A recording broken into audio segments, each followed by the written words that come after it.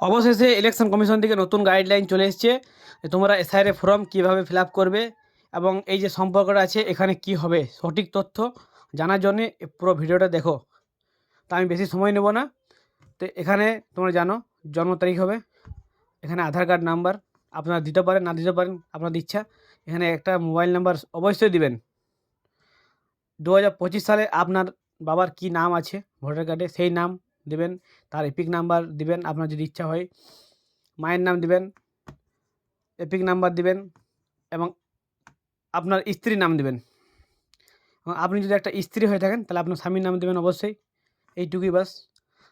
তারপরে বিষয় হলো এই দুটো যে কলম আছে, তো যদি 2002 সালে আপনার নাম আছে তা আপনি সেই নামটা এখানে ফিল আপ করবেন। আর যদি 2002 সালে আপনার নাম নেই, মানে আপনি আপনার বাবার রেফারেন্স বা আপনার দাদুর রেফারেন্স থেকে বা আপনার মায়ের রেফারেন্স থেকে ফিল আপ করতে চান তাহলে আপনারা এই জায়গায় ফিল আপ করবেন। তো আমি আমার বাবার রেফারেন্সে ফিল আপ করছি। তো আমার বাবার নাম লিখেছি নজিবুল কাজী, 2002 সালের নাম ছিল। এপিক নাম্বার আমি দিইনি, আছে তাও দিইনি। পিতার নাম লিখেছি জহুর কাজী, ঠিক আছে। সম্পর্ক লিখেছি এখানে বাবা।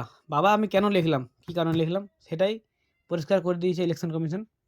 এটা হলো 2002 এর লিস্ট। দেখো এখানে আমার বাবার নাম আছে 81 নম্বরে, এই দেখছো আমার বাবার নাম এবং আমার বাবার পিতার নাম এখানে পরিষ্কার দেওয়া আছে।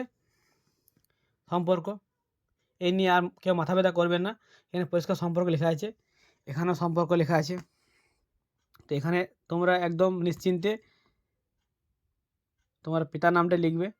যদি তুমি তোমার নাম লেখো এবং তোমার পিতার নাম এখানে লেখো তাহলে তোমার পিতার নাম লিখবে, যদি মায়ের নাম লেখো তো মায়ের লিখবে, যদি স্বামী থাকে এখানে সম্পর্ক যা থাকবে এখানে এই যে দেখছো লাইনটা সেই নামটাই তোমরা লিখবে। এটা নিয়ে বেশি মাথা ব্যথা করা কিছু দরকার নেই আপনাদের। তারপরে চলে এসেছি জেলা বর্ধমান, আমাদের রাজ্যের নাম পশ্চিমবঙ্গ, আমাদের বিধানসভা হলো জামুড়িয়া। আর একটা মেন পয়েন্ট হলো এখানে এই যে দেখছো বিধানসভা ক্ষেত্রের নাম্বার, অংশ নাম্বার, ক্রমিক সংখ্যা। তো 2002 সালে আর 2025 সালে এই তিনটে চেঞ্জ হয়ে গিয়েছে আপনারা যদি লক্ষ্য করেন। তো এখানে আপনারা শুধুমাত্র 2002 সালে দেখুন কী আছে, 2002 সালে 262, অংশ নম্বর 142, ক্রমিক সংখ্যা 81, আমি এখানে দিয়েছি 262, 142 এবং 81। আমি এটা জাস্ট আপনাদের বোঝাবার জন্য ফিল আপ করেছি, এটা ফাইনাল ফিল আপ নয় আমার, কারণ দেখতে পেয়েছেন এখানে একটা দাগ দিয়েছে। তো আপনারা চাইলে ইংলিশে ফিল আপ করতে পারেন, কারণ বিএলও সাহেবরা ইংলিশেই ফিল আপ করবেন অনলাইন থেকে।